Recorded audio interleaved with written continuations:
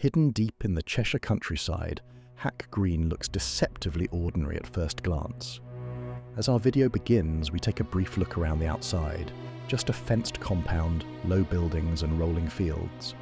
But beneath our feet lies one of Britain's most secretive Cold War strongholds, a fully operational nuclear bunker designed to keep government and military command alive when everything above ground had fallen silent. Now we head inside.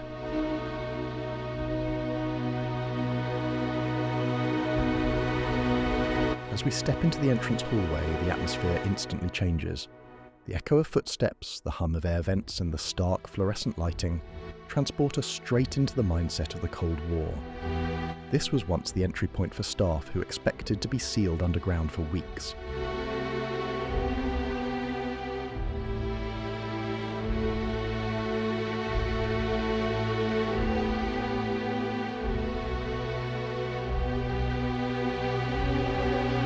The tour begins in the main museum display room, a treasure trove of Cold War artifacts. Here, the past hasn't been recreated, it has been preserved. Among the most striking exhibits is the nuclear weapons display, featuring genuine missile components, declassified documents, and hardware once considered too secret to show the public. It's a sobering reminder of the destructive power nations once kept on permanent standby.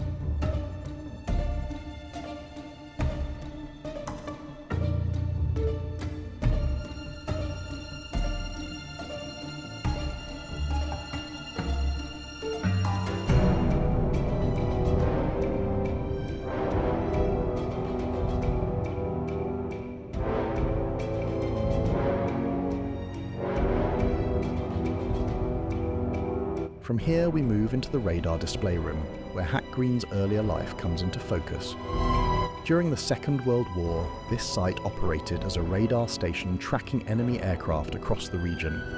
The technology may seem primitive now, but these early systems formed the backbone of Britain's wartime air defence.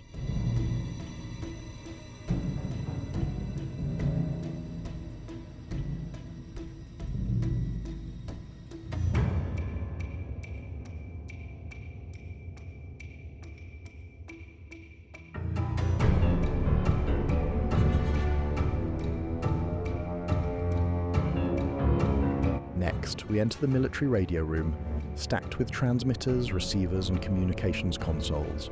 This equipment was vital for maintaining contact with regional and national command during a nuclear crisis.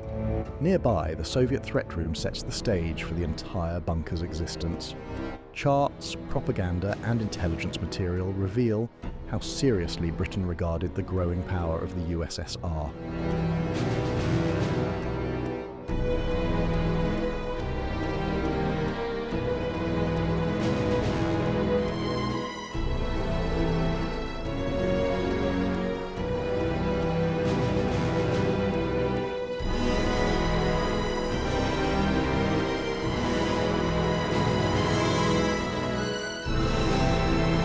tour continues into the beating heart of the bunker's survival systems, the plant room.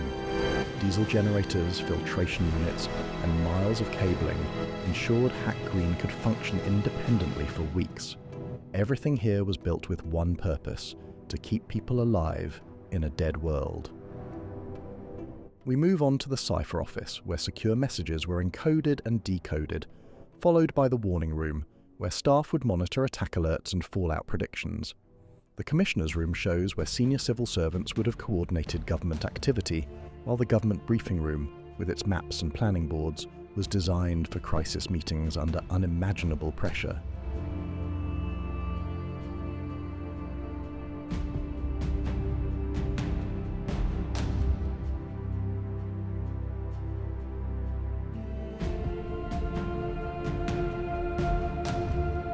A few steps away is the tiny BBC studio, part of the wartime broadcasting service.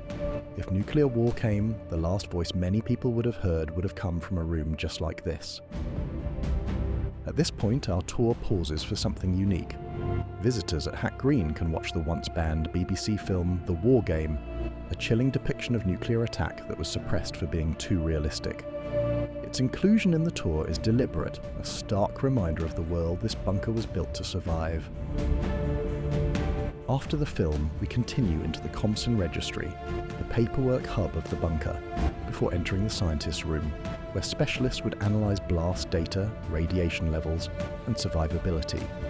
Nearby are the manual switchboards and BT exchange, both essential for maintaining limited communication with the outside world. All of this feeds into the communications centre, a maze of equipment designed to keep regional control functioning long after normal networks collapsed.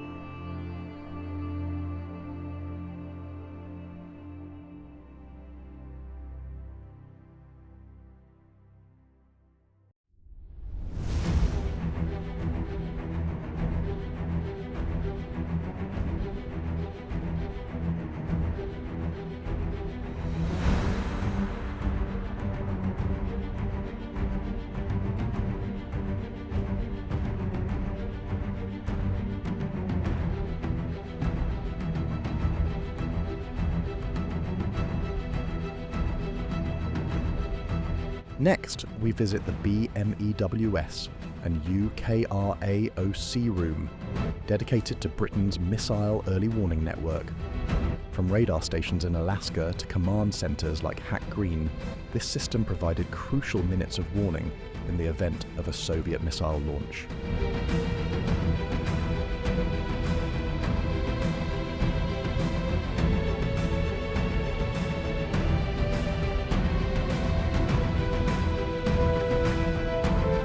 The fire and rescue room reveals how even underground life came with hazards. Fires, collapses, and structural damage all had to be planned for.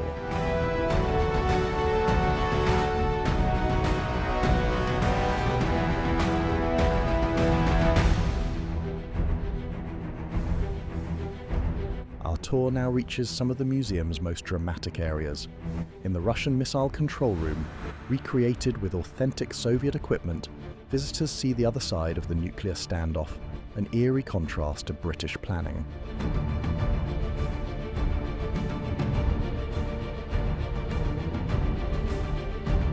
We then step into the female dormitory, complete with bunks and lockers, and nearby the Rugby VLF radio display, showcasing the submarine communication system that kept the Royal Navy's nuclear deterrent connected to command.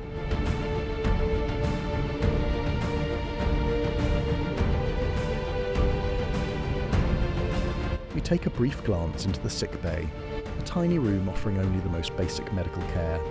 And finally we end in the NAFI canteen, a small space where staff simply grabbed whatever meals they could.